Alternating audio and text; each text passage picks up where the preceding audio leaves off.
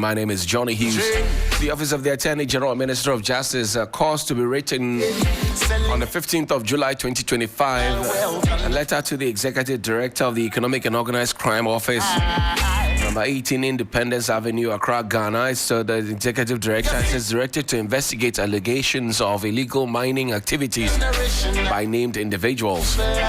I write to direct your esteemed office to initiate investigations into suspected illegal mining activities being perpetrated by certain individuals within mining districts in the country. The directive is born out of growing public concern and also corroborated by media reports and intelligence regarding the involvement of some citizens in unauthorized mining operations, generally called Galamsey, that are in blatant contravention of the provisions of the Minerals and Mining Act 2006, Act 703, as amended by Act 995. These activities not only flout our mining regulations, but also gravely endanger our water bodies, forest reserves, and local livelihoods. As your office is aware, His Excellency the President has consistently reiterated his government's firm commitment to eradicating illegal mining and restoring sanity to the natural resource governance regime in Ghana. In line with this national stance and pursuant to your mandate under IOCO Act 2010, Act 804, I'm directing your office to invite the following persons named in recent credible reports for interrogation, namely Mr. Yakubu Abanga and Mr. Joseph Yamin. Additionally, you are to investigate any other persons found to be complicit in these unlawful mining activities. The scope of this investigation should include the matters highlighted in the Professor Frimpong Boateng's report on illegal mining. Furthermore, considering the regulatory oversight role of the Minerals Commission, you may invite the Chief Executive Officer of the Commission to assist in investigations. I trust that IOCO will treat this matter with the urgency and gravity it deserves in order to uphold the rule of law and ensure the integrity of our extractive governance framework. Yours in the service of the Republic, Dr. Dominic Akuritinga Ayene, is Member of Parliament, is also the Attorney General Minister for Justice. So this is what he wrote. Helen, you may want to help us. The top officials that were named in that very widely published and controversial Kwabena Frimpong Boateng report, right, which was leaked 2 years after it had been submitted to the president at the time. What these key officials? All right, so let's start with Gabi Asare Otre Darko, and we know him as a lawyer. And what allegations have been leveled against him in this report? Well, we're told that he defended Heritage Imperial Limited, accused of large-scale environmental destruction, and interfered with anti-Galamsey enforcement. And by defended, I believe he was a lawyer to Heritage. That's right. That's right. All right. Let's go on to Sir John, now deceased, former CEO, Forestry Commission. What allegations were leveled against him? Well, we're told he gave permits for illegal mining in protected forest reserves and enabled Chinese operators. We also do know that there's Joseph Albert Kwam. Yeah, okay. Tell me about him. Former MP, board member, Minerals Commission. And we're told he acquired multiple concessions and sold them unlawfully, extorted funds, and we're told he lost his seat over public outreach. I'm sticking with this former MP very quickly. I recall at the time that this had blown up. He responded. He did respond. He was on key points, and he vehemently said, this is community mining that he's engaged in. If you read the report, we're told that allegedly he acquired these concessions under community mining schemes and then later sold them on for some 200,000, I believe, US dollars per concession. Maybe cities will find that out. We also have Eko Ewusi, former NPP vice chairman in the Central Region. What are the allegations against him? Well, we're told he sold seized excavators, was involved in extortion, illegal mining, as well as money laundering. Okay, finally, I believe we have Kojo Opo Nkrumah, or one more after this actually, former Minister for Information, and he is alleged to have orchestrated media attacks to discredit anti-Galamsey advocates Professor Frimpong Boateng. And then last on the list, we have former senior minister Yao Osafo Mafo. We're told he defended Eko Ewusi despite evidence and allegedly also undermined anti-Galamsey efforts. Interesting. There's more. Oh, okay. There is more. It doesn't end. Donald Donald and Chia, co-owner Heritage Imperial Limited, were told that they operated destructive illegal mining in forest reserves with military protection. You recall that Heritage also was, when we say defended, represented by Gabi Otre Dako.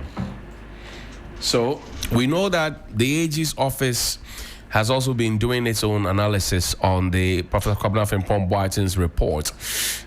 Says after a careful study of the report, the various documents and pen drives submitted to the police, we do not find any evidence in support of all the allegations made against the person cited in the report, with the exception of Seth Mante, John Oforiata, and Eko Ewusi. I'm sure you remember Eko Ewusi in that famous Party in Yasika video with Professor Kwabena Frimpong about the secret recording.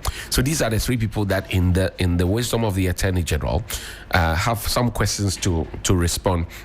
Have some questions to respond to. Then Attorney General, that's Godfrey Yeboah-Dame at the time. Now, the professor refused to provide any further information to the police. He also declined to give a written statement claiming his report is an embodiment of his statement and all the information he has on the allegations. That's according to the Attorney General at the time, Godfrey Yeboah-Dame, in 2023. That's October 2023. Investigations by the police have not revealed any evidence in support of the allegations that Professor Kwabena Frimpong at the time had, highlighted. It also on record that several attempts by the police to obtain further information from Professor Kwabena Frimpong to substantiate the allegations made in the report and assist them in conducting further investigations proved futile. So this is what we know. Also, to pad it up, the allegations are therefore do not provide a basis for any criminal charge against persons cited in the report. Well, this new Attorney General, Dr. Dominic Ayine, seems to disagree with Godfrey Yeboah-Dame because he is asking IOCO to open fresh investigations into the matter, particularly following the Abanga and Yamin conversation, which was blasted full-blown on the front pages of some newspapers, I think on Monday or on Tuesday. That's right. Right, and then subsequently the uproar by some persons, within the opposition MPP who were asking critical questions about their involvement in some Galamsey activities. The AG says, okay, let IOCO investigate so that if there's anything to pay attention to, they clearly would be paying attention to those things, which I think is very fair. Indeed. But he's asking for the Frimpong report to also be looked at.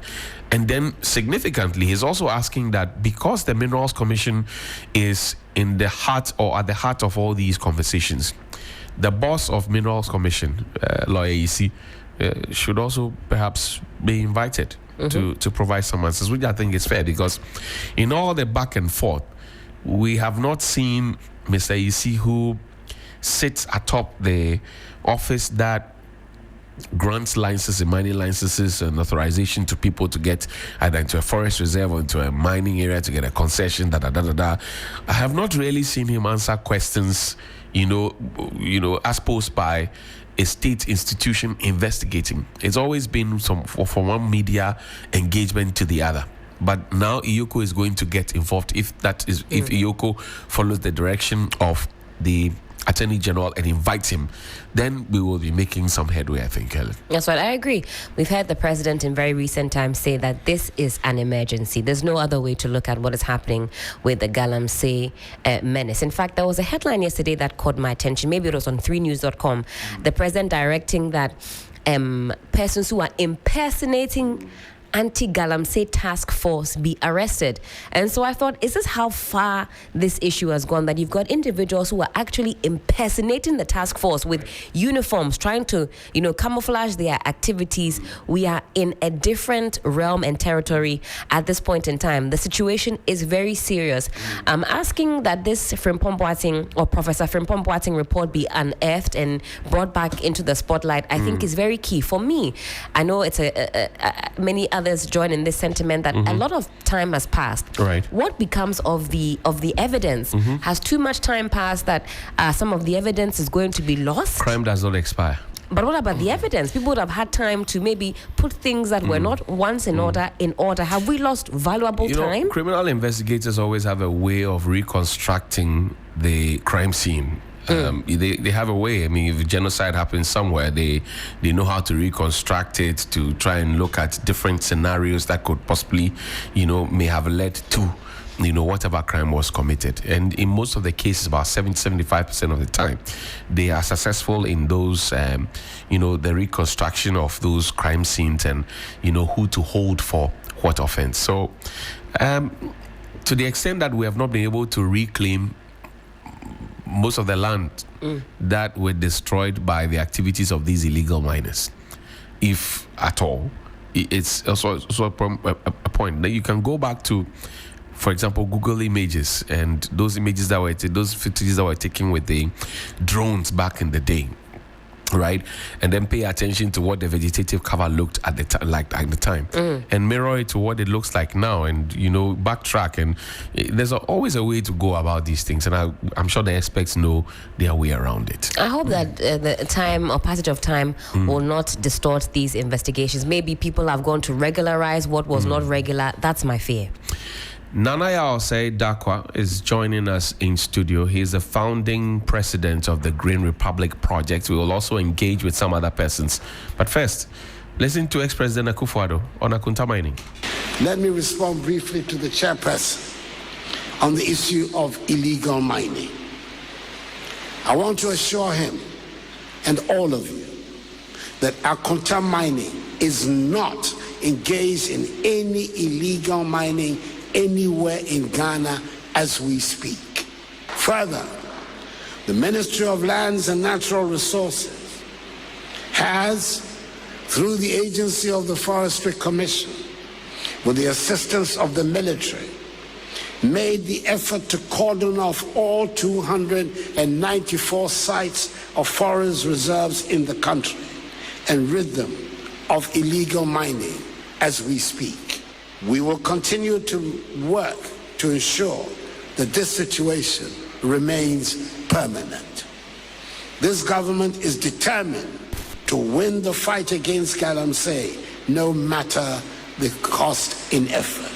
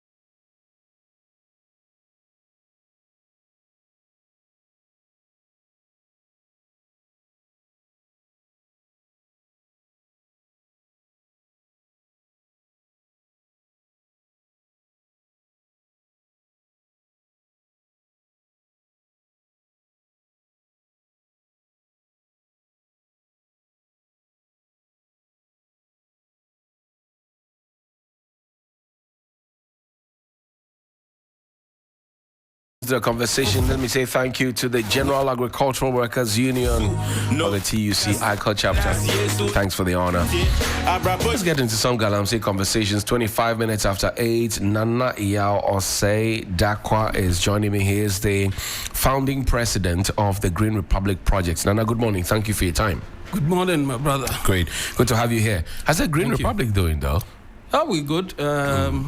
doing what we do as usual, trying to plant, a lot of trees as a natural remedy to the climate crisis. I mean, that's our core mandate, and that is what we're focusing on all these years. The conversation about Galamsey, it never seems to get away, and we appear not to have our hands wrapped around it. We seem helpless most of the time. Yeah, directive here, directive there, policy here, policy there, conference here. But it all comes back again to ground zero and point naught. What are we doing right, or what are we doing wrong, rather, which is why we find ourselves in this situation? It's a bit unfortunate, I think that as a country, we've not shown, the level of seriousness that we need to show, regarding this Galamsey fight. How many years have we been discussing this issue? It's close to 15, 20 years. The whole of the 8 years of the NPP regime, the party that just left power. We've been talking about this Galamsey fight even before then. In President His Excellency, President Mohammed's first term, it was a subject of discussion, widely discussed. Various, sectors of our society, come up with brilliant ideas. Civil society, there's some inertia. It's like there's a fatigue, discussing these things back and forth. I think what we need to do as a people is to be very, very direct and straight, with what we want to do, and not just dance around the issues. Because if we look at the report, and the people who have been, mentioned in those reports, you see some gaps and lapses. For instance, there is one of the gentlemen who is reported to have been doing this with the aid of the military, under the protection of the military. And yet, out of the people who have been questioned or are supposed to go through the IOCO, investigations, I do not see, any point where the military has not also been mentioned, to respond to these allegations of aiding perpetrators of this crime, to do Galamsey. So the military, in my view, must also have a question to answer somehow, because it's pointed out there clearly that he did what he did under military protection. And that brings into sharp focus. We lost a hard-working young professional, Major Mahama, and all these things were embroidered in some Galamsey issues here and there.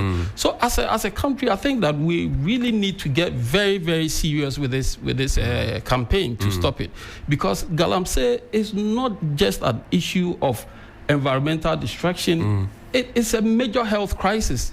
And I think that as a people, if we are going to, commission health experts, to delve deep into the effects of what is going on, I'm sure that we'll be amazed at the kind of reports that will be generated. And so we need to really, really, really get serious with this fight. And I think that it's a step in the right direction. The minister, calling on IOCO to undertake. Will it change anything?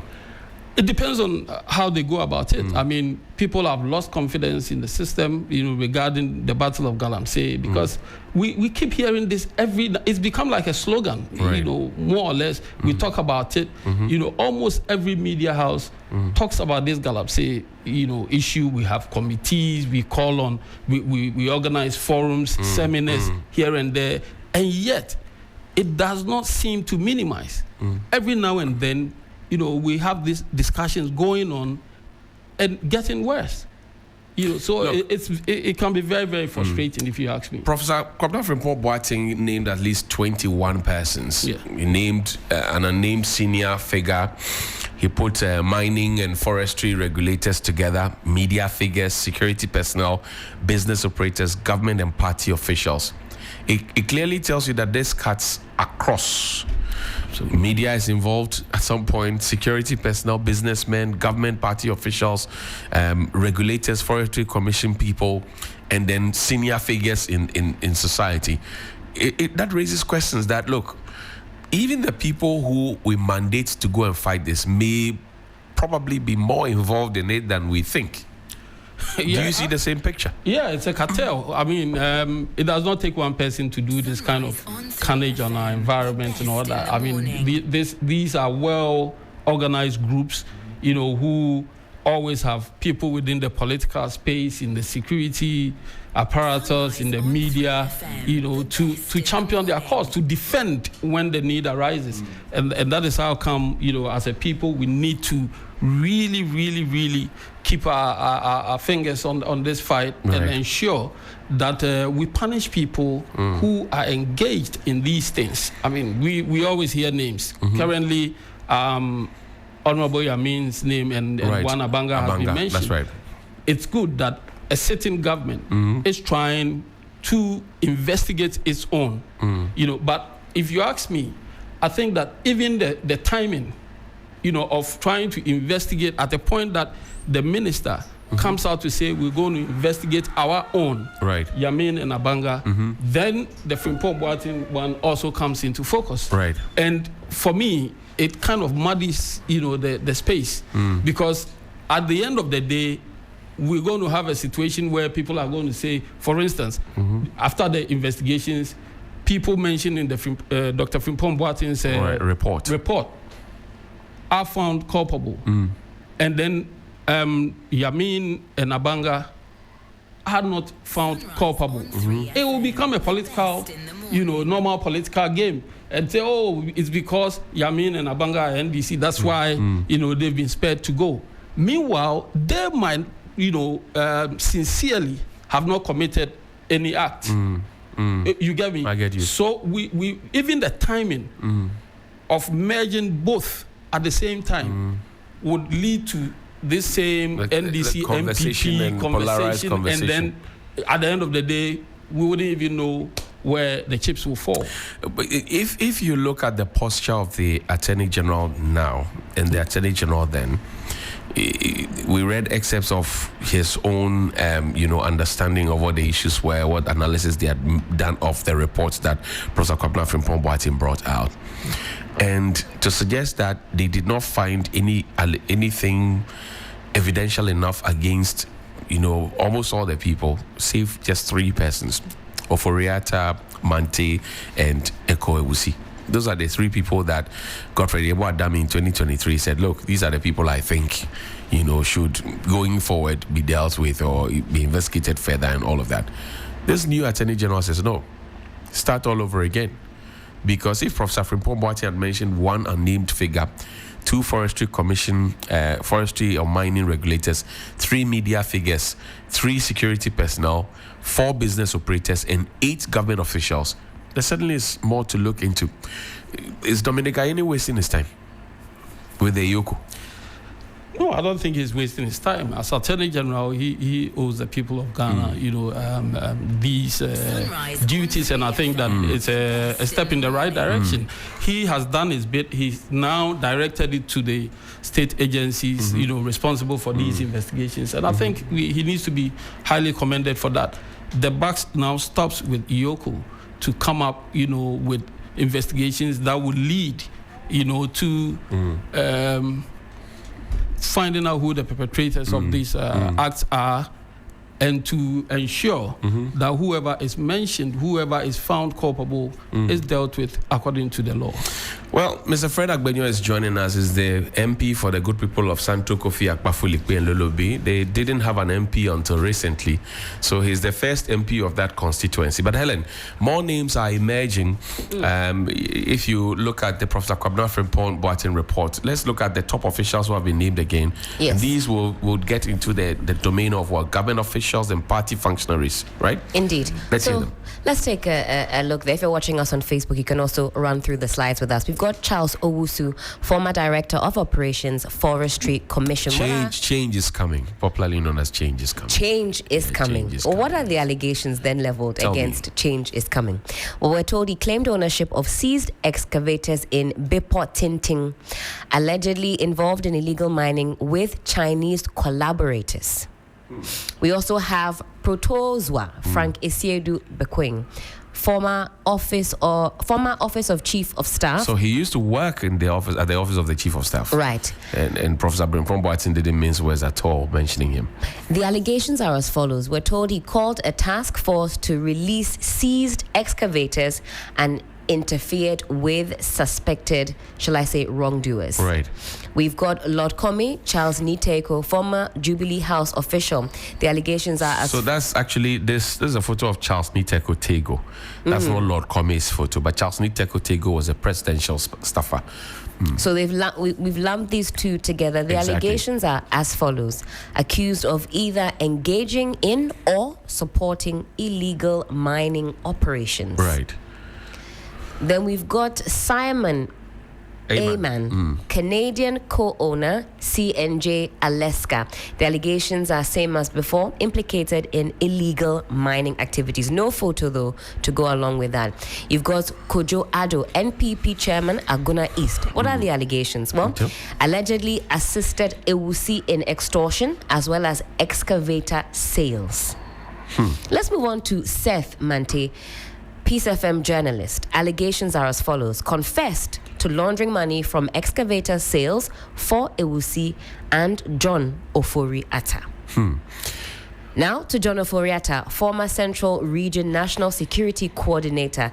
The allegations are that he's implicated in excavator sales and also money laundering through Seth Mante. Captain Koda, also on the list, presidential security detail. What is his alleged involvement? Well, we're told he called a task force to release excavators seized from Honorable George Kwame Abuaje's site. Then we have Honorable George Kwame Abuaje, MP for Asene Akroso Manso.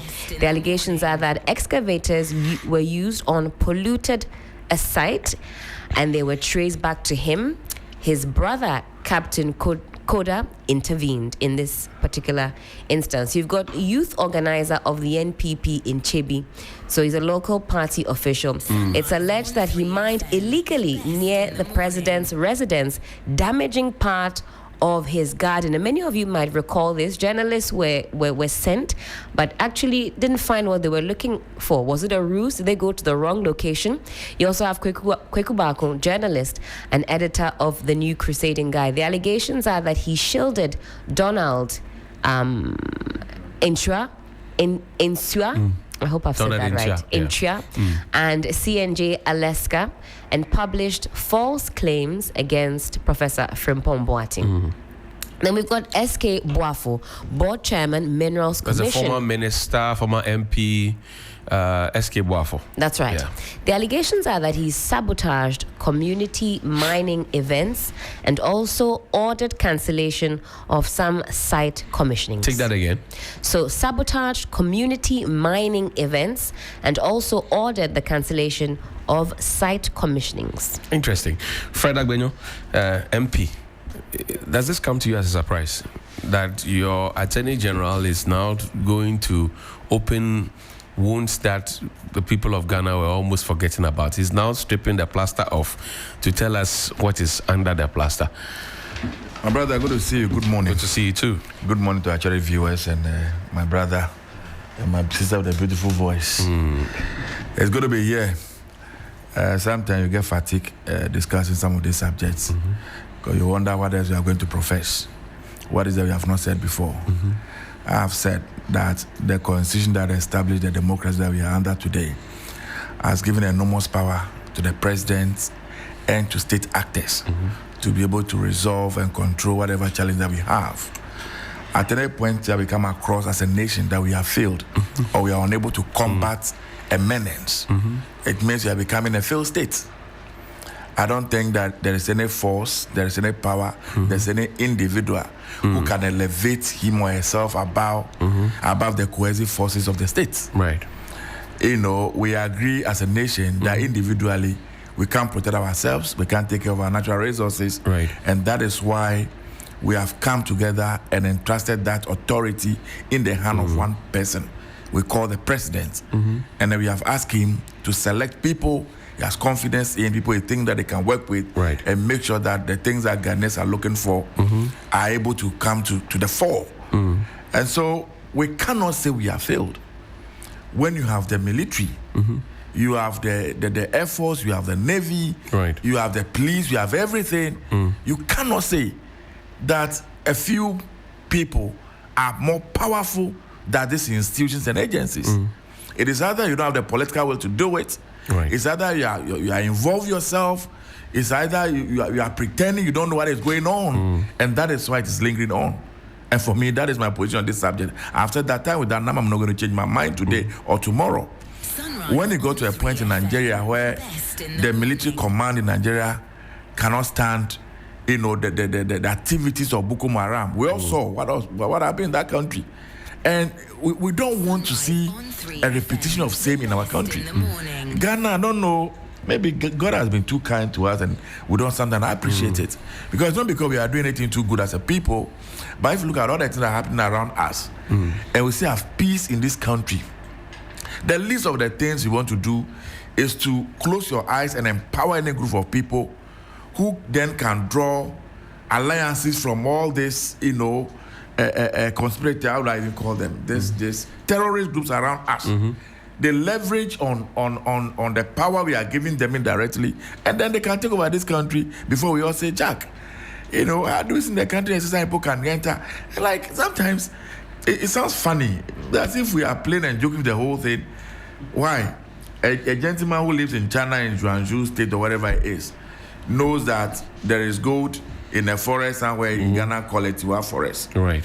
And the fellow now became a bird, flew into Ghana. He doesn't need a passport. He doesn't know to fly by any aircraft. He doesn't go to the airport.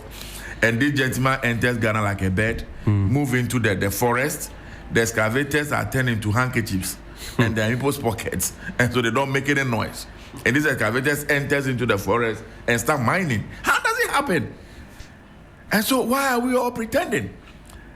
And what we have succeeded in doing all these many years is that these boys who are trying to work for survivor, who go to the side to go and risk their lives so they can also get their daily bread, they are the people we often parade and we throw into cells. And the kingpins, the big men, the big women, the people who are making the cash, are driving the big cars and sleeping in big houses, and we all know. And yet we pretend we don't know how to resolve the problem. So for me, Johnny... Are you saying that the Attorney General is going about it the wrong way?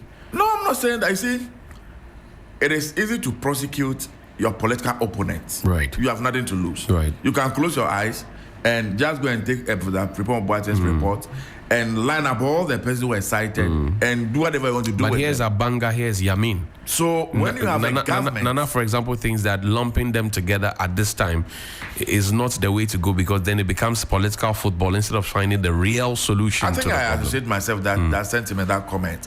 You see, first of all, let me commend the Attorney General, let me commend the President. Actually, being very bold, being very courageous. We are not talking about just anybody in our party. You are talking about the national organizer of NDC. Right. You are talking about a vice chairman of the party.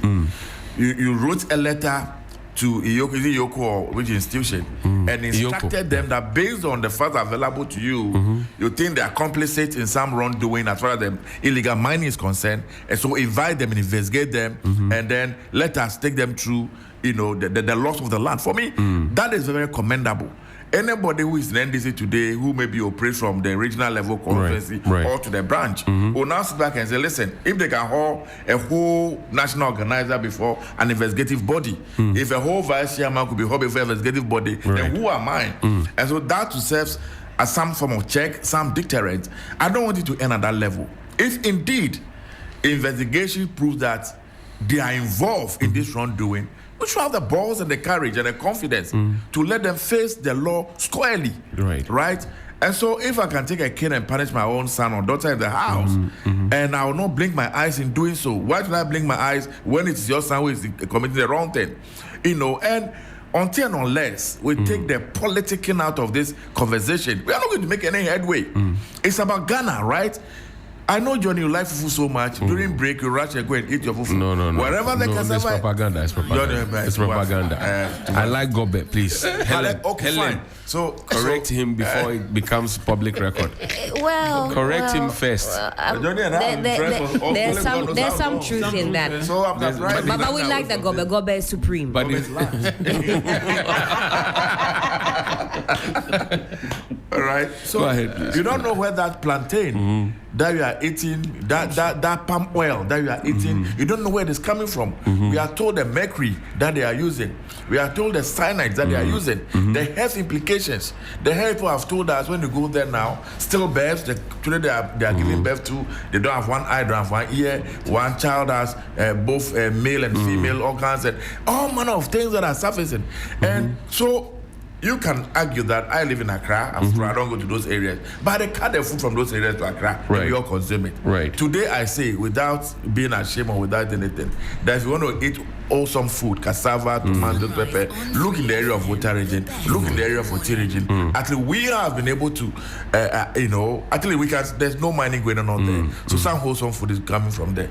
I'm going to start packaging it. I'm going to market it, I'm going to project it. And I'm going to, when you come to Accra, anything that is coming from Eastern region, don't have food region there. When you are taking it to watch it twice. If you want good food, come to Water region. Your colleagues will fight you. You want good food, come. That is the truth. If you care about your health, come. Me, these days, anytime I go to the corner, I'm coming, I go to my own farm, I get my own cassava, I get my own plantain, I buy tomatoes and everything from there. That's what I eat. And I'll stop even eating from the chop bag because I don't know what I'm going to eat and where the food is coming from. The truth. So, where we are, we don't want it to become one of those things, smoke screen they call it, or something for the cameras. Let's just pretend we are doing something. No, we want to see action. The effect that Galamsey is, truth be told where we are today, but for gold, I don't know where our economy will be. Sunrise and on 3 FM. I'm a Christian. Best in the morning. The Bible said, we look at the creation story in Genesis. God created everything. The last thing he created is what? A man.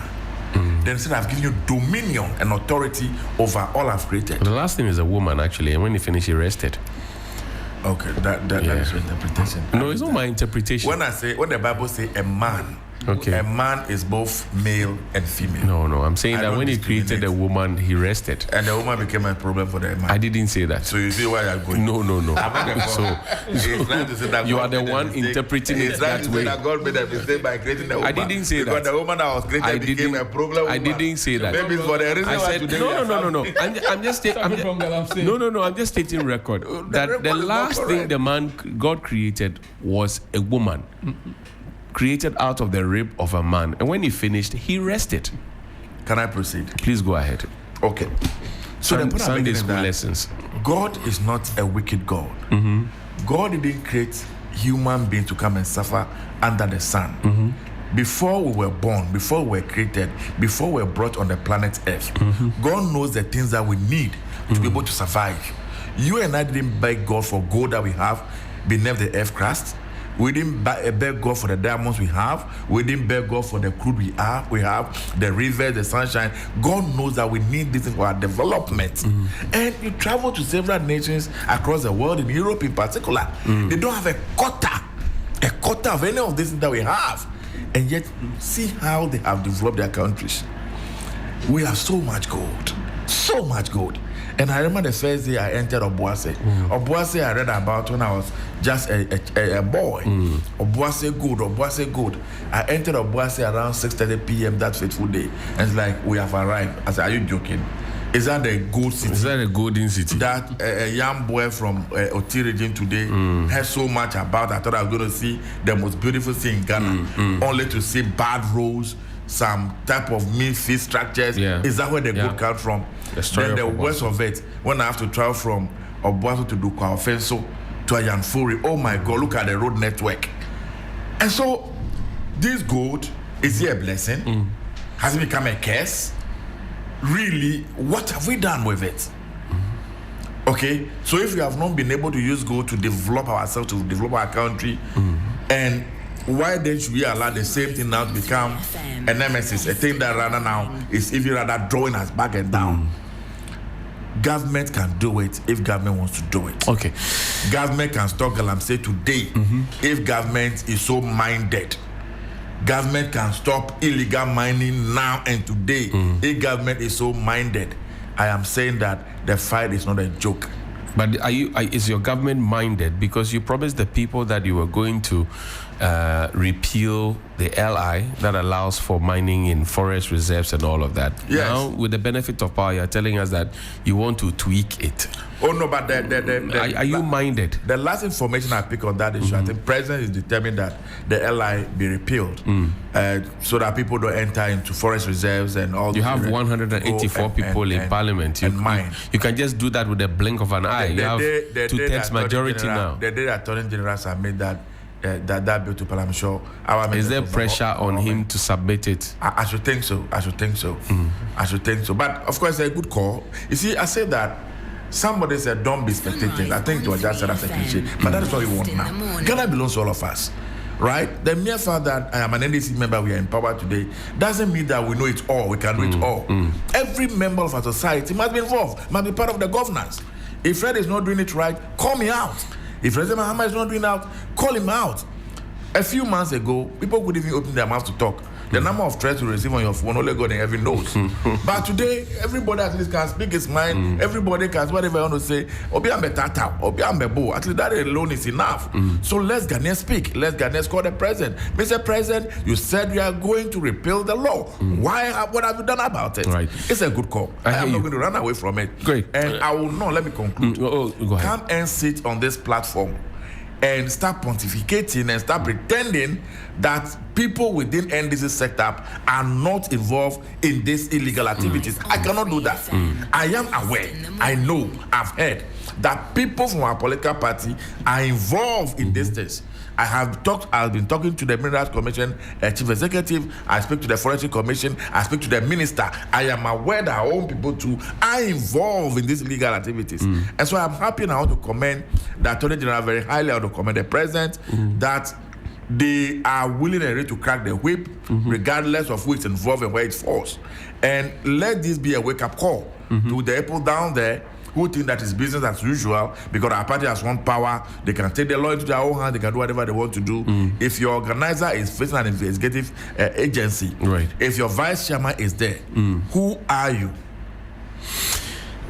Nana, beyond trying to prosecute people, trying to punish people to serve as a deterrent, there's also a conversation about reclamation of the lands that have been destroyed. You have devoted your life and your expertise to planting trees and trying to reconcile man with nature. Looking at the bigger picture with this whole fight against Galamsey, do you see the reclamation mix in the heart of the plan?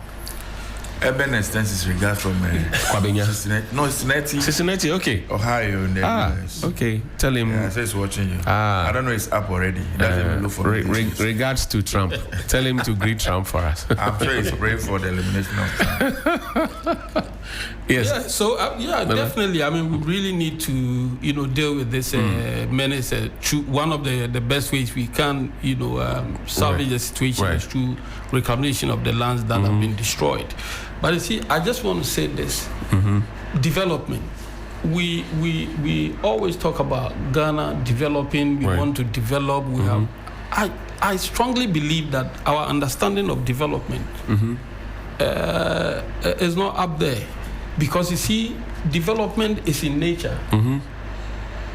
That is how I see it. It's not in the books. For instance, if we cannot manage our environment, just the management of our environment, from individuals to corporates, if we cannot manage it, there's no way we're going to develop. We have to be very intentional about our environment. We have to be very direct about how we manage our own systems, ecosystems. For instance, when you travel to the West,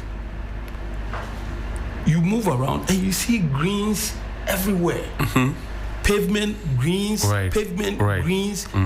These are conscious efforts. It didn't just happen. There's a plan. Because as you find the lawns, you find the trees, you find flowers. It's so beautiful. These are things well thought out and executed. But look at our situation. You have trees, sitting in places, and when somebody buys a parcel of land to build, the first casualty is the tree. the trees. And we seem not to understand that these trees are very germane to our existence as humans. The air we breathe, what is the quality?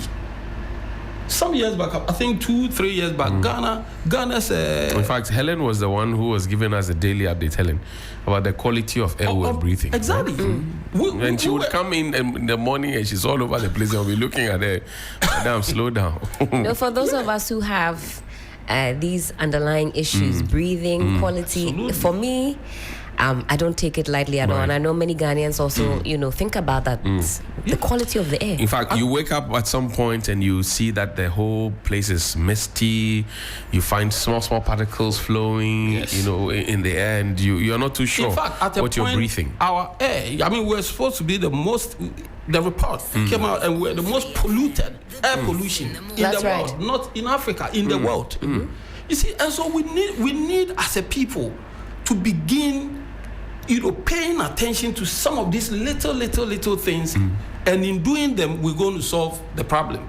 Now, for the Galamsey issue and the reclamation, we can do it, but as Honorable said, we need to be very intentional about it. If we are not intentional, we will keep doing things, haphazardly, and before you see, one's term is gone, another, a regime president has comes come. in. But I think that our current president has a very, very unique place in the history of Ghana today. Apart from the fact why is that? he lost power in the first step and came back. I think that this is the first time it's happened in our history. And then the fact that he also has a very commanding lead in parliament in terms of the numbers of parliamentarians he has. I am tempted to believe that God is speaking to him to right some of the wrongs that we as a people have glossed over all these years. And so it's an opportunity for His Excellency John Dramani Mahama to write his name in gold in the annals of our history, as a country. Look, while the president seeks to write his name in gold, you will find also the conversation about young people brazenly shooting videos to say to the authorities that you think you are fighting Galamsey, we are here, we are digging, come and find us, we will destroy everything. You have those videos, the impunity. You have those videos. It's all generated from the fact that people who are supposed to be the leaders, people who are supposed to show the way, are also involved. Look at the number of people who have been fingered in the report. Right. Almost all are politicians. And so if that young man in that village knows that the honorable MP is involved, the DC is involved, who are you to come and tell the person not to do it? They are emboldened because they know the actors, the main actors, they know. Right. Only yesterday, there are reports that 20 young, guys in Achim, Winchi, somewhere got trapped in the Galamsey side, 4 already dead. You see, do we know what the future holds for these young people that we're just messing around with? That guy who passed yesterday, right? Do we know who that person could have become? We need to respect human life. We need to respect our young people. We do not. It's because we have failed as a people, especially those in the helm of affairs. Because, as Honorable said, you make the laws for us to go by as citizens. Right. It is because we all cannot govern. That is why we've given the mandate to a few people, especially the president and his appointees, to ensure that we all move together in unison to achieve a common goal of our country developing. Right. And yet, the very people that we kill to vote for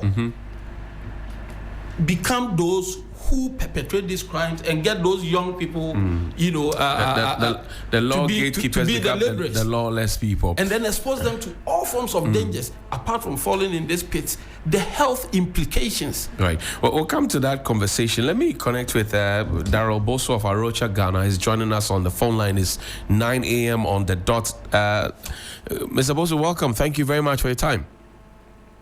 Good morning, Johnny, and also good morning to you, your colleague, and also Honorable Fred Agbenyo, and then Great. I hope everything is fine. God is alive. We are fine. Darryl, I know that you have been monitoring closely this whole Galamsey conversation. Now the Attorney General has written to Yoko to say, go back to the Frimpong Barton report, bring Yamin in, bring Abanga in, investigate them, possibly bring in Mr. Isi from the Minerals Commission. Is the Attorney General on the right path, would you say? Yes, Johnny, I think that I really have the discussion, and I must say that I like everything I'm hearing this morning, particularly from Honorable Frederick Mignon. Right. I must agree with him that the volatile region going towards OT areas is one of the beautiful places we still have in this country. It's just breathtaking. Not only just good air, everything. And I'm sure this is something we wish that we could see all across the country. But maybe coming back to the point you asked, we see that this is a very good move. I mean, for whatever reason is meant this to be, looking at the fact that the government itself is going after its own people, high-ranking officials within the government, to really make a statement that, look, we are not going to tolerate any impunity from any of you. It's a very, very good move. But I think what needs to be done is that it should just be a directive. Usually when these things start, is the ending that is much more important. And you recall we had issues with the MP for Anwayne, who was allegedly involved in illegal activities, the Ghana coalitions, and even Ken Asibe, together with other people, sent a petition to the IGP and also to the president. I mean, we've not seen a conclusion to this. There was also reported incidents of the constitutional chairperson for Dunkwao and Maxim also involved in illegal activities. Nothing has been done about it. If the government now sees fit that, look, two high-ranking officials within the government have been involved or there's been reports, and so we should go after them, I think that whether it's for making a statement or really to get to the bottom of it is all good. Because it's a strong message that even for the grassroots, they get to know that, look, the government is not tolerating. It doesn't matter who you are, they will come after you. So for us, we think it's a good move, and we encourage the government to ensure that there is transparency and they work with the due process and do what is needed to get to the bottom of it. Speaking of transparency, are you still with your stance of this declaration of a state of emergency? I mean, it's become obvious, and from what the president himself has acknowledged 2 days ago, that more than ever, I mean, this state of emergency should have been implemented yesterday. The government has dragged its feet for so long, just like every action relating to Galamsey. And so we think that if the government really is seeing this as a national emergency, then the response must commensurate the level to have lifted the risk. So I believe that we have to see something more than all the business as usual activities we'll be doing, the excavator issue that are pending, the control, the geotagging of the excavators, the foreigners that we are deporting instead of prosecuting and all of that. We need to see some drastic changes. Otherwise, it's just going to be lip service. Yeah. Now, the conversation about, and around this table, we have had a conversation about employment for those who are engaged in Galamsey. If we want to stop it, it means that we have to find them alternative means of making, baking their own bread, for want of a better expression. Then you look at how much some of them claim to make on a daily basis in the pits. And you look at what manner of work could be giving them that kind of money if we decide that we're stamping Galamsey, out completely. And then you also look at the unskilled labor that is coming into the workforce and what levels they can be ejected into. What do you propose? First of all, John, we need to get the perspective right. Sunrise on 3FM. Well, Ghana has got serious unemployment issues that need to be dealt with and be seen also as a national issue that is prioritized at all levels. We also have the issue of Galamsey. Yes, many people have said that the people who are engaged in some of these legal activities do it because of livelihood. There is some truth to that, but largely what we see on the ground is also about people who want to live large. And I want us to decouple the issue of creating jobs and employment and training for people in communities from the issue of dealing with Galamsey. They are totally two different issues. I have seen that people who want to stay in the pit are there because they want to make enormous profits, enormous revenue, generate enormous income. I mean, something that you and I, if we are really getting to work, even if they pay us, we can never make in a month. If you look at how much money they make, it's so huge. It doesn't match up with anything that anybody is making in this country. So I believe that we should see those two issues as totally different and not give anybody the excuse to say that because you have not given me a job, that is why I'm in the pit. They are totally two different issues. And yes, there are issues with unemployment, and that is why as a country we need to be very ahead the point, and it's very intentional, because the issue of unemployment is very systematic. It's not something that happened 8 years ago or say 10 years ago. It's been a systematic problem that's been with us for more than 15 years, 20 years. We are not, compelling our young people to go to school, and just look at it. With the mining that is going on, even students, we are watching on as students skip school and go to the mines. They don't go for any training. They just don't. Are they going to grow up to be adults who just want to dig or can only dig? Is that what we want as a country? So we need to be very systematic with the kind of employment opportunities we generate. It should be very comprehensive, look at value chains. And if you look at all these regions, the Eastern region, Ashanti region, the Western region, these are places where there's enormous opportunity for green commodity value chain development, where we connect production to processing and to market. If we do that deliberately, empowering our people with a systematic messaging and enforcement also to ensure that, look, if you are trained and you are not adhering to some of these regulations, then the law must deal with you. I think the approach should be one of both a carrot and a stick. Give people the opportunity to take up jobs. If they don't take it, then the punitive measures should be much more deterrent. And that's something we shouldn't compromise on. But so far, we allow people, and sometimes you even hear our leaders talk about the fact that a lot of people are getting jobs out of it. Wait, at what cost to the rest of the country? What I see happening is that as people are doing Galamsey, some people are enjoying because of Galamsey. There's a lot of job displacement also in most of the communities. Think about the many farmers who are displaced from their farms and can no longer do cocoa farming or can no longer grow crops. I know of vegetable farmers associations in parts of the Eastern region who are now in debt because they can't grow quality vegetables because the water they use for their irrigation is polluted. So this is displacement. So I think we need to be very intentional with everything, not only with the enforcement and some of the policies relating to Galamsey, but also the other driving underlying issues that have put the people in the first place. So I think that let's decouple these two issues. The employment issue is a national issue that needs to be dealt with. It is no way connected to the Galamsey issue. Galamsey, illegal mining is illegal mining. It needs to be treated as such and dealt with. But where people tell you that, look, we know it is illegal mining, but this is what feeds us because we can't find jobs. You will find a very thin line, not too easy to decouple, yes? Well, you see, it's also a matter of the messaging. I mean, an illegal activity, when the state starts glorifying illegal activity, and for example, the assembly, instead of putting in place deterrent measures, see an illegal activity an opportunity to generate revenue, then you set a bad precedent. And then some of these discussions we're having and drawing the fine line becomes a problem. I always say that, look, and if an activity is illegal, it is up to the state to really make sure that they implement the law full force. Yes, some people say that they don't have unemployment, but Julie, there has also been some development within the past years where governments and NGOs, several of them have really tried to bring in additional or alternative livelihood options. These people have blatantly decided we are not interested because we are not getting as much as we get from the mining.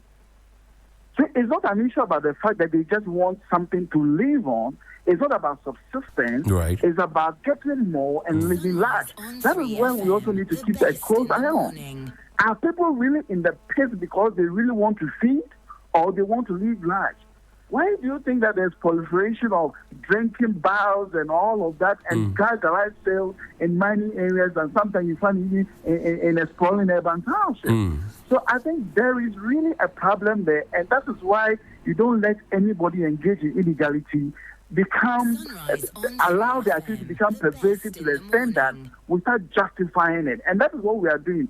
And maybe that is why now, even though we claim we are fighting Galamsey, you go to most districts, most of these hotspot areas, Galamsey has been normalized.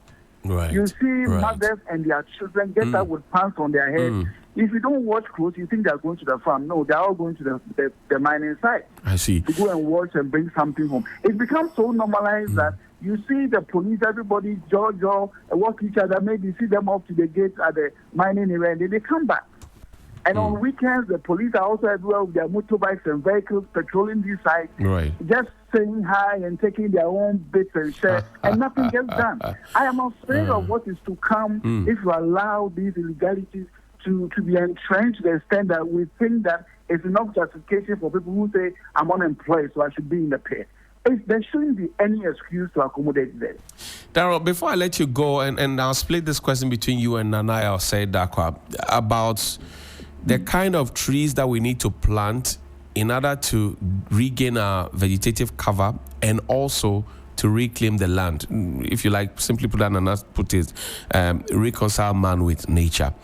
The government recently launched a tree planting, project. The previous government had a similar thing. But where are we planting the trees? Are we taking time? And what species are we planting, for example? What do you know, Nana? Let Darryl finish it. Darryl, what do you know?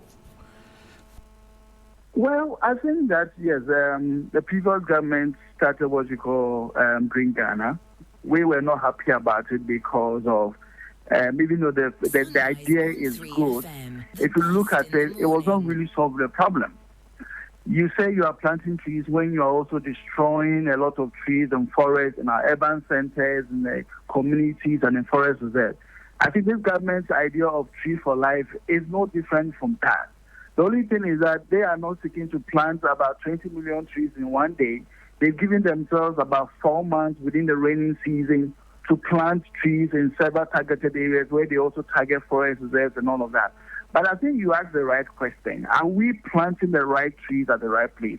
One fundamental principle of reforestation or restoring land is the fact that, first of all, whatever activity is contributing to the destruction and the degradation must cease. For as long as Galamsey continues, it is not even possible to go and do restoration. Right. I can tell you, Johnny, we have a few sites we did restoration on.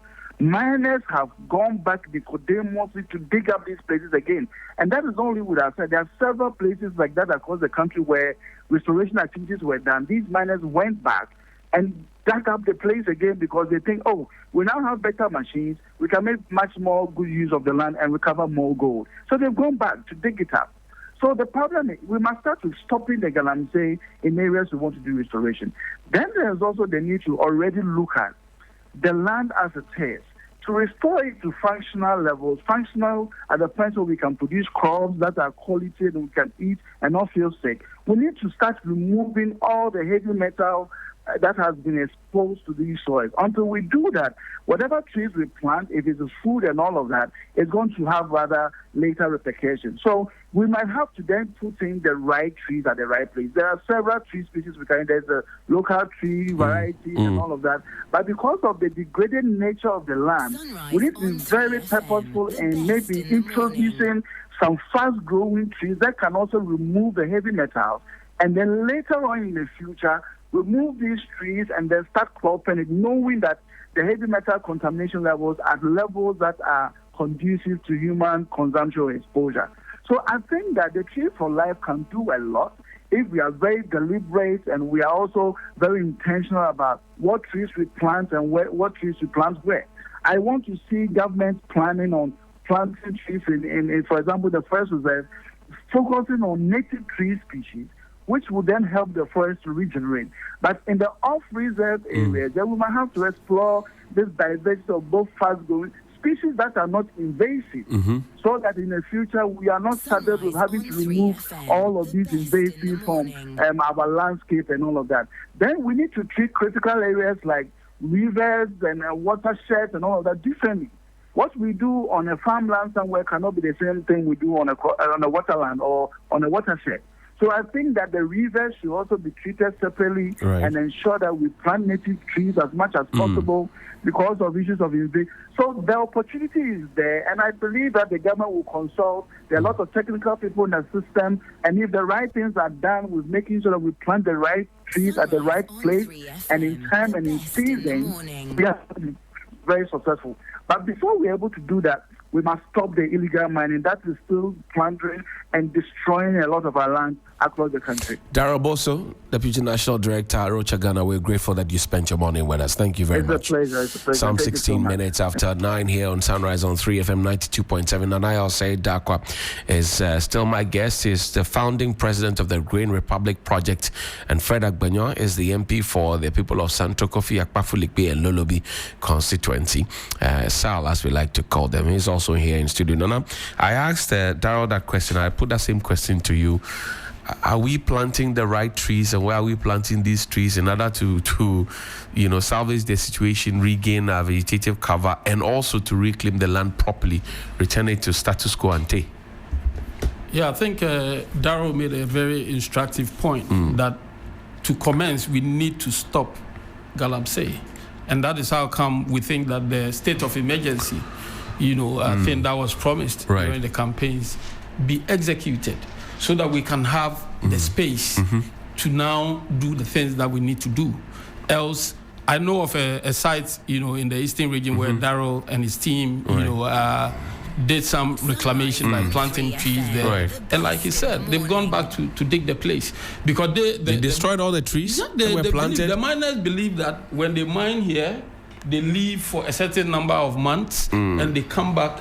The tendency to find gold there still exists, yes. So that is why these boys go into pits that have been dug already, by the big mining firms, and then at the end of the day they get trapped. And so the main focus of the leaders of this country with Galamsey should be to ban Galamsey through the state of emergency thing. Once that is done, it gives us a certain space to think and also to implement projects that will help us reclaim. But we cannot do the reclamation whilst Galamsey is still in full effect. It will be much ado about nothing. So that is what we need to do. And I mean, we do not know why the state of emergency has not been declared yet.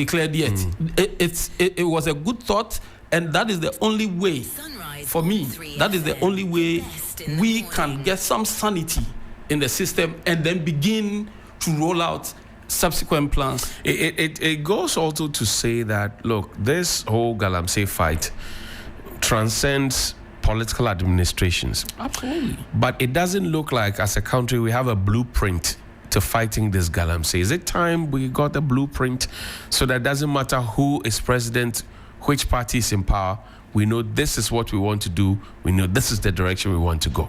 Is it time yet? Yeah, it's time for us to do that, and that brings into sharp focus a national policy, national development policy, which I believe in the past, we had a body that was responsible for that. We still have that. We still have it, but every government comes with their own plan. And so at the end of the day, there is no cohesion, there's no continuity, to things that one government starts, and then, where the next government also decides to go. We need to have that discipline, of developing in a more consistent way, such that when government A does this and government B comes to the scene, they need to continue. Okay, else we'll be doing things in piecemeals. This one silos. Does this, leaves it, and for instance, the fight against Galamsey. The past government used the military. Immigration, military, and police. We adapted drone technology. Drone technology. It didn't work. We still have, the current government also using the military. So we need to sit as a people. The country can call on some experts, security experts, sit together and come out with a plan. Not a political, committee, but a non-political committee to sit and really think about this thing and see how we can stop it. As Honorable said, why do we have the military? in the first place. For me, what is happening is more than external aggression, because there are people coming from Burkina Faso, other Togo, and other places, to participate. in like Chinese doing this. I mean, this will not happen in any other country. You know, because we are labeled to be people who are so nice to foreigners. You know, we are hospitable people. That does not mean we sit and watch foreigners, you know, join this menace and destroy our very existence, the lands that we need to farm on, the water bodies that serve us in terms of our, you know, drinking water and all that. Today, most of those river bodies have no life in them. They become more than the Dead Sea. You know, so why do we sit and look on when we have the military? I strongly believe that if the state of emergency is declared, this whole Galamsey menace, the nation will have a certain space to now think with clarity and deal with the issues. But until we do that, I mean, the guys are not scared of anybody. They are in there, and sometimes they even have more sophisticated weapons than what, you know, some of the state security agencies go there with. So we need to take it as a form of war, and exactly what it is war. Okay, Fred, the kinds of jobs that your government is promising to create or is in the process of creating, will it answer the conundrum of the insatiable desires of the boys in the pit? We want them out of the pit, but the jobs we are creating, can they answer that question for them? So I did my first master's in social policy, and I look at volunteerism vis-a-vis cost of government projects, and how we can leverage on social capital to bring down the cost of government projects. Now, I did a second master's MPhil in development studies, community development. Right. And I was looking at issues of unemployment and how we can sustain unemployment. It's the same thing I've done in my PhD level. Right. My work will come out soon.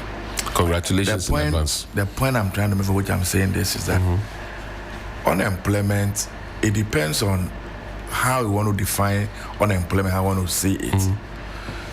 Data is showing that majority of these guys who are working in these Galamsey sites have learned one form of trade or the other. Right. They are carpenters, they are drivers, they are missing, what have you. So it is not enough to just give people skills. If when I graduate from Akpafu in Oti region, and I come to Accra to come and learn maybe auto mechanic, whatever you call it, and I return to my village to go and set up and work. First question, how many vehicles do we have in my village? How many drivers will come to my shop in a day? I've learned the skills, I've set up, but do I get the work to do to remain fashionable? Do you know the number of girls who go and learn hairdressing every year in our country? You check the data, you'll be amazed. Majority of them, their parents will even try and open salons for them. The salons barely last for over a year. They abandon it and come back to Accra. Majority of the people you see hawking around our streets and selling around, most of them have learned one form of trade or another. They've locked their shops and they are here. Why? You see, government is the highest consumer in our country. Right.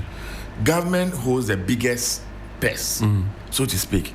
When we are not deliberate about policy and we do it just because we want to score a political point, we can do whatever we want to do under the sun.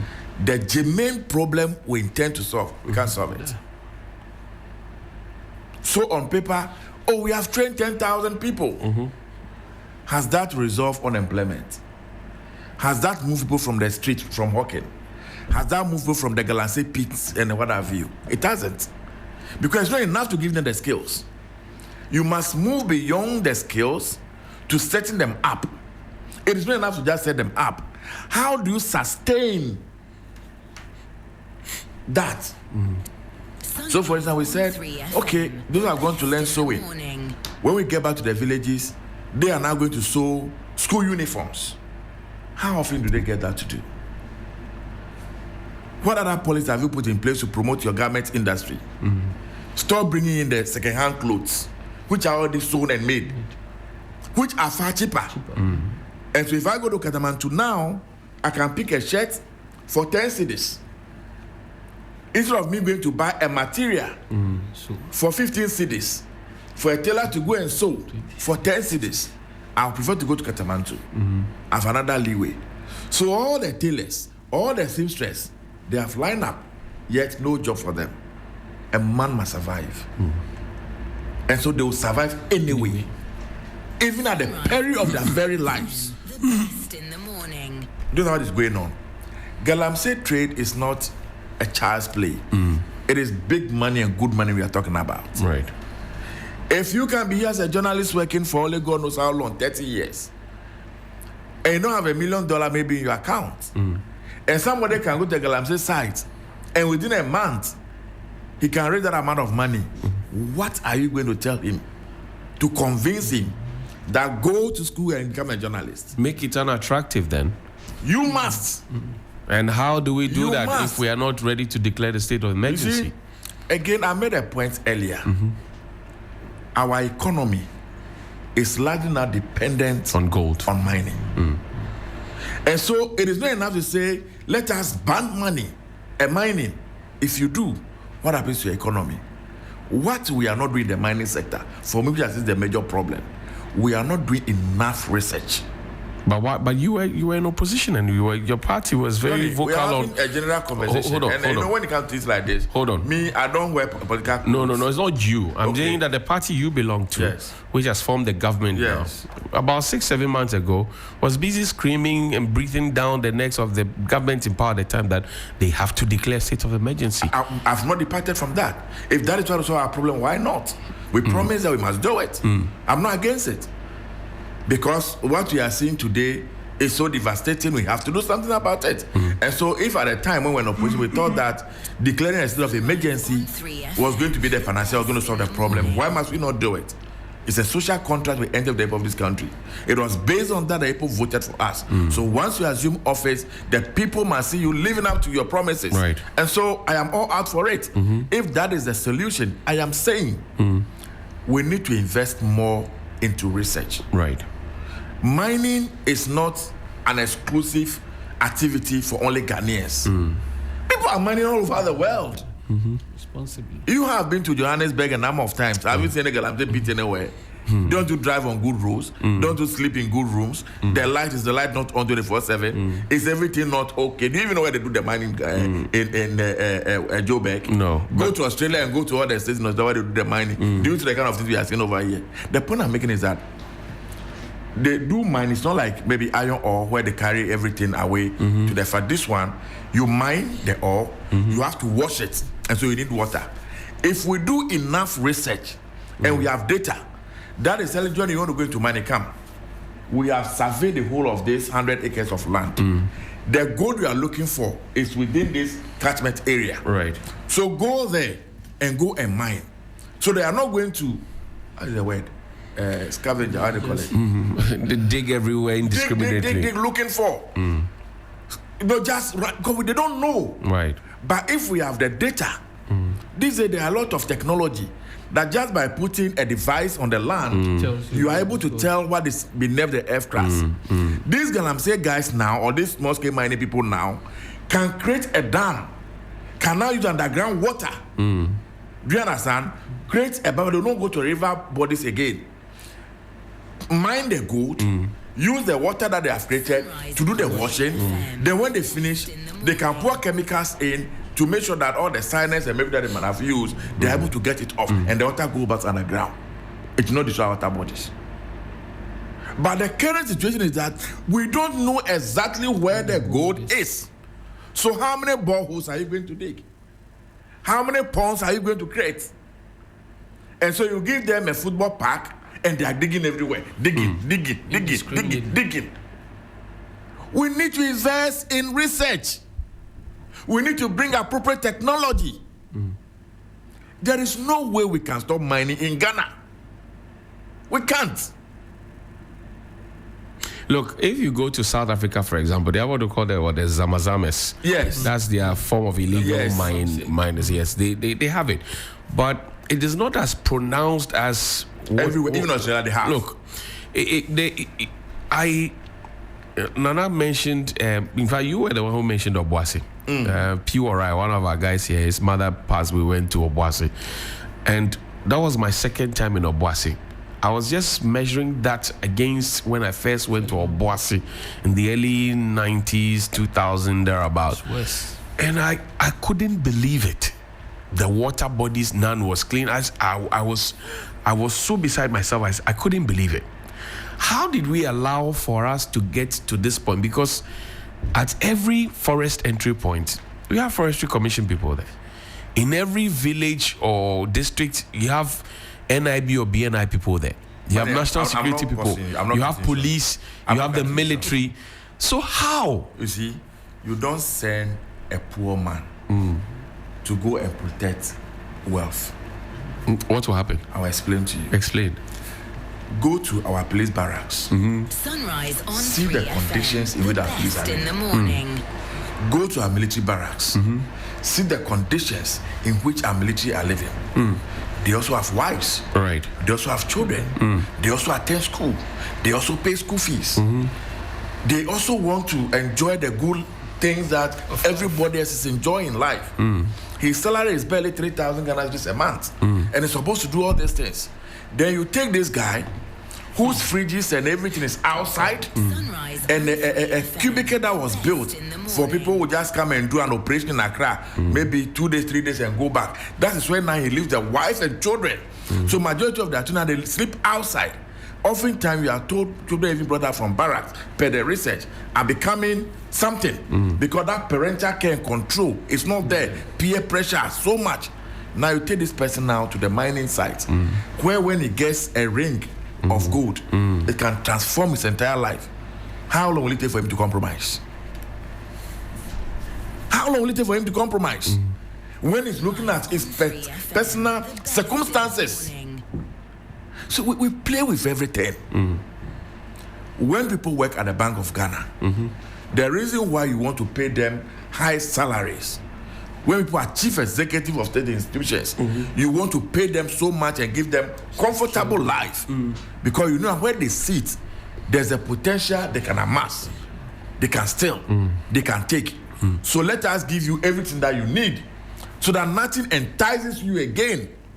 Nothing drives you to go and do the wrong thing.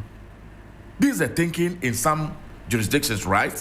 But this thing we are doing, 3FM. send the military guy there, send the police there, send the soldier there. I'm saying that all these things we are lamenting and complaining about, we can stop it 1 minute.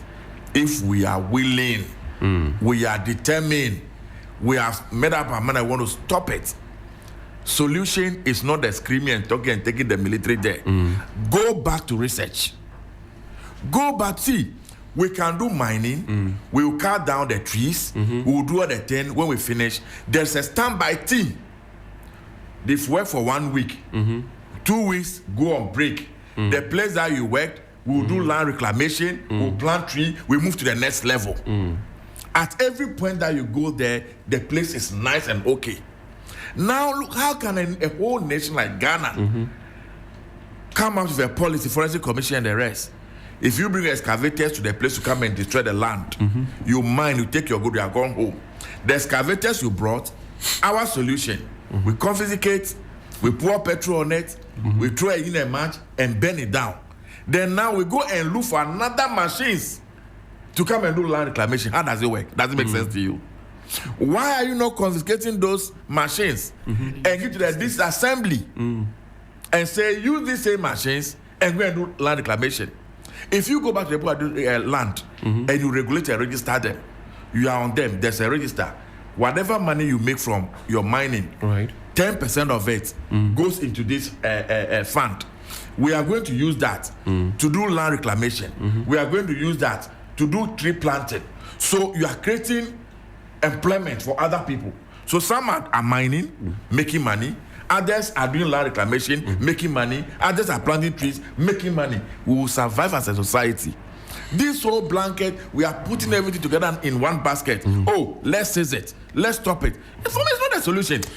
Okay. It is not. Fred. And so I am insisting that what we need to do is to invest, one, in research. 2, land reclamation. See, when we engage the people that acted, they tell you the money involved in land reclamation is not a joke. And some of the people we pretend to send to go into land reclamation, they go there to rather do what? More mining. Today, even road contractors in some of those areas, no more checking what's there. We are very funny, eh? We bring contractors, foreign people into this country. We don't do research. We think that gold is the most expensive mineral under the sun. We have all manner of minerals in this our country. We don't even know. I'm told about somewhere they give a consent to people to do mining in the West. I think they are doing diamonds or bauxite, one of those things. You know what they do? When they do, they collect everything, sand, everything. They ship everything away in the country. Because whereas we are thinking that they are only mining a particular mineral, they are seeing more things that we don't know. Because we don't invest in research, we don't do anything, and they carry everything away. The sun, everything, put in the ship and take it away. Are they fools? And so we are joking too much. I'm running Dawson. That's an Dawson. Thank you. Fred Agbenyo is Member of Parliament for the Guan constituency, the people of Santo Kofi, Akpafulikpe and Lelobi. Now you have the closing thoughts. What do you leave us with? All I'll say is that we have to be serious. You know, we so far we've not shown enough seriousness, because as a nation, if we really and truly want to stop this Galamsey thing, we will be able to do it. We are just not ready to make sure we nip it in the bud. For instance, I mean, one funny thing that I've come across is this missing excavators. During MPP's time, excavators got missing. And then NDC comes to power and excavators get missing. I mean, it's like a replay of the things that happened in the past happening again. So it tells you that the major political actors in this space are not really ready to get this thing off their back, because they are benefiting. You know, some of these people fund political parties. Some of them are within the political parties. And so we need a leadership. The president needs to show that leadership now, you know, by calling it off, at least to give us the breathing space, you know, to be able to come up with the solutions, because there are a lot of solutions that have been preferred, but there's so much noise that we cannot even implement those solutions. And so first and foremost, stop it, and then we can move forward with whatever solutions that we have. Thank you. Fred, before you go though, Levy, that's what the opposition is calling now. What is the Doomsor Levy? What's the official name? I don't know. What's the official name? The tax you imposed on the people. What is it? Tell your producer to help you to know that. What is why are you asking me? What's the official? But you in Parliament, you passed the law. How come that you know the what name? What was the name of the law you passed? How come that you know the name that that is the most popular that the people you call it a popular name, then keep it. Yes. Even in Parliament, they say the D-Levy. Didn't you hear your leader from the market say that? First of all, was that tax necessary? From where I sit and the facts available to me, I think it's necessary. We are better off saving the situation than glossing over for it to collapse completely. The fact of the issue is that we all know we have what we call this legacy debt in the energy sector, for which the energy sector levy tax was introduced under the NDC. At the time, some people described as a nuisance tax, and that they were going to prescribe where they come. Unfortunately, when they came into office, they decided to collateralize that same tax. They went and took some money, and so they don't even know what they invested the money into. When they left, if you go to the energy sector, my brother, you go and check the books of ECG, you check the books of VRA, and all the IPPs that we have in this country. It is sad and pathetic.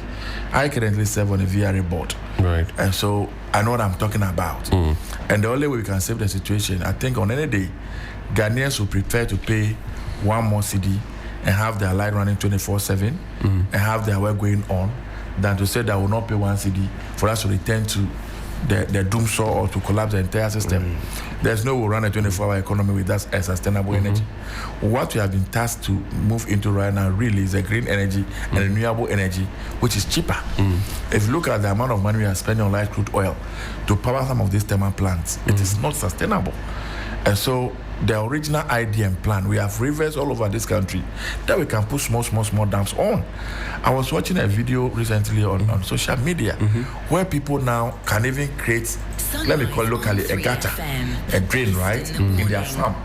and then they'll create the slope in such a way, and then they dig underground water. Then whatever is passing there, then they create something like a turbine and put it's turning, and then they generate their own power for their farm use. Simple technology. These are things I expect from tech, from our technical universities. Simple. So that every farmer now he can do some form of irrigation without necessarily extending lights. I have argued, and I'll continue until I was in the VRA chief executive and everybody. What is this where we think that the whole of this country must be on the national grid, where we are extending electricity to every village, and we are proud and happy that we have electricity in every village? Is that the solution? When in some of these villages, all you need to get a river over there, because the total consumption of electricity over there is maybe up to a megawatt. They don't have consume the whole community because they barely will use a fridge, use a bulb, nothing. There's no factory, there's nothing. So look at the cost involved in transmitting lights all the way to that community. Is that the best option? And you go to some of this community now, they even go and disconnect them completely because they can't even pay their bills, and they are involved in all manner of illegal activities. How do we sit on? Accra is expanding, new communities are coming up. In every civilized and advanced society, the first thing that goes to an area before human beings move in there are social amenities, i.e. roads, water, electricity. They always go ahead of human beings migrating to the place. But our case, the rivers. People go and put up houses, there's no light, there's no water, and so then they are compelled to do illegal tests and create debts for the system.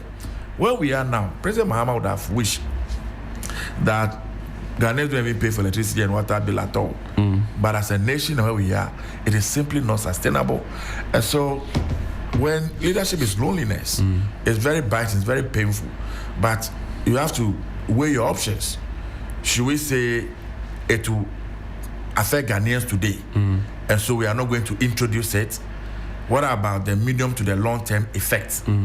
So when you do the extrapolation, you look at it closely, the best option will be for you to do what you have done. Would it not have been more prudent if you put, say, a CD on a gallon instead of drilling down to a liter, every liter? Yeah, if you understand the petroleum industry and how it works, everything is on a liter. It gives you better space. Yeah, so that one CD will be 25 a gallon is about almost 4.5. Yeah, 4.5. Liters. And so that's about 40-50 pesos that has been to buy. See, that's a lot of money. I agree. That's a lot of money. That is a lot of money, but if you look that can buy me 4 tatali. If you look at that money, where the fuel price was before we came into office, even with this introduction, we are still not there yet. Have you noticed that? Where the price of fuel was before we came, right? Even if this forced this introduction, we are still not. No, but don't compare with failure. I'm not comparing. Compare with best practices, best successes. I agree that. I'm only saying that you can't eat your cake and have it. Where we are now, it is a necessary evil because if we don't take it, we will return to what we all don't want to return to. That's the reality. Because the depths that are in that sector. But I believe we will be able to put other measures. Like I said, green energy. How do we harvest? We have the sea running from Keta all the way to Azim, right? And so what can we do with the wind energy, right? The solar. Have you been to Israel before? And almost every house you see solar panels. So they have two. I don't know how they do it. The technical can tell us. Daytime they get the sun energy. That's why they used to propel all the things in their house. When there's excess, they move to the national grid. So they even give them some income. Why all this high-rise building, Accra and this thing, why are we not necessarily and compulsorily putting solar panels on them? If I go to the University of Ghana, number of students and people live on campus alone today, almost 50,000 cities. We all produce waste, right? Both human, whatever waste. Biogas. Why can't we do it? Right? We do biogas, used to get energy to feed the whole of Ghana. Legon. Legon doesn't need to be on the national grid. Kolebu Hospital, number of people go there. Human excreta, the gas we can produce.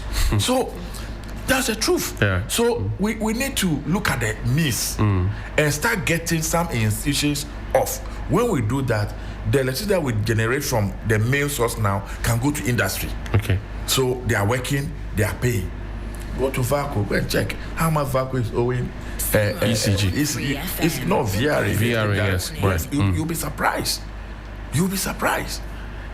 So we have a major problem, and we can do all the politics with it. We can say all the things we want to say about it. But if we don't nip in the bud, we'll run into problem.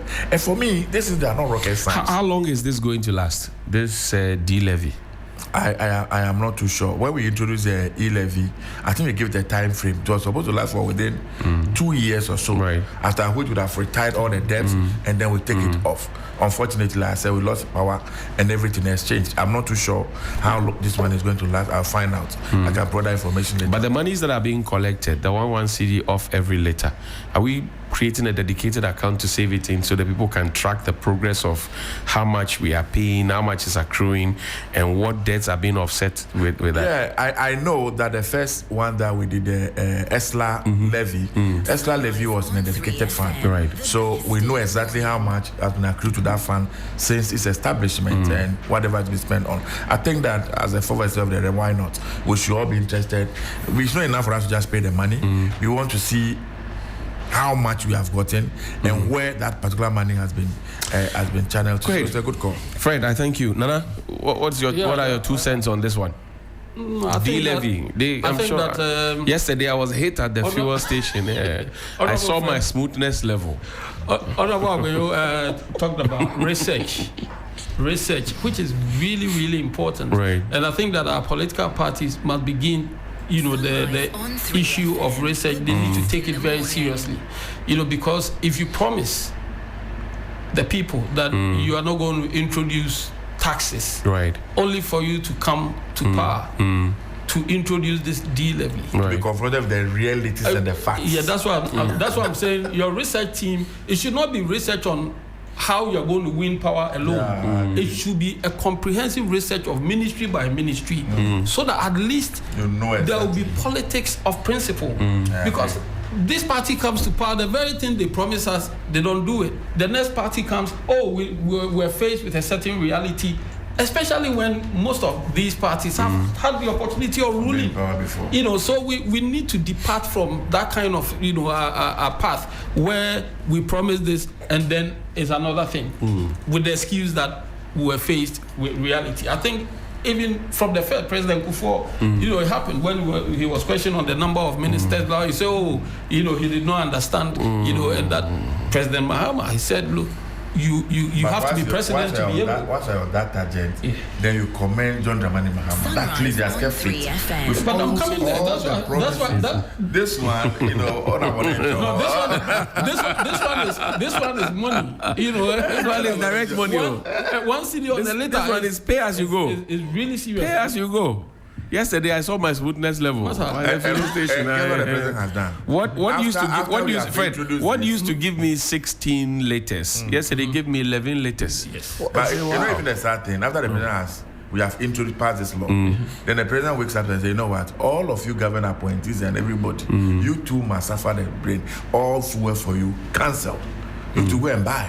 And but you see, while that is laudable, again, the fine details, like Nana is saying. So, how much does the government spend on fuel on a weekly basis, on a monthly basis? Now, if you will look at how much you spend, then you say, we have cancelled fuel allowances for government appointees, including Fred Agbenyo, who is a board member of VRA. Nobody give me fuel, please. Yes, no, I'm just saying you're a government appointee, so including you. Now, including you. So if from Goyle, no. So I'm sure that when you meet the leadership, Fred, they say I down for. Fred, I down for. Well, every day. So 100 million, and we say we have cut this out. So then maybe 60 million is off. So 40 million is what we are spending now to run government machinery. The 60 million, this is what we are saving week on week, and this is where we are putting it, and this is what we will use it for. It will get the people to buy in, as opposed to saying we have cancelled, we have increased. I agree with you. It's a good call. I agree. Because they have so many ways of getting money to buy food, whether or not there's a fuel coupons. Whether or not there are several ways. Fred Agbenyo is the MP for the Goan constituency, and Nana Nana say Dakwa is also the founding president of the Green Republic. Helen, nothing surprises me anymore. There was something I really wanted to say very quickly whilst Honorable is here. He talks about the food in the Volta region, how tasty it is, how unpolluted it is. I can attest to that fact. I think we should start to reward the regions and areas that are doing well with this and send the money their way. So that if you are a leader in a region where Galamsey is rife, we won't buy your food stuff. But if you have Galamsey machines, you want to take it to Volta region. You think you cross the Sogakope water and the machine will still be functional? There's joke. Go and carry the machine. Yeah, you have Galamsey machine. You want to cross Sogakope River and go and the lake. So I think we should reward again the regions and areas that are producing this sweet, unpolluted food. By the time you get to Sope, your machine will not function.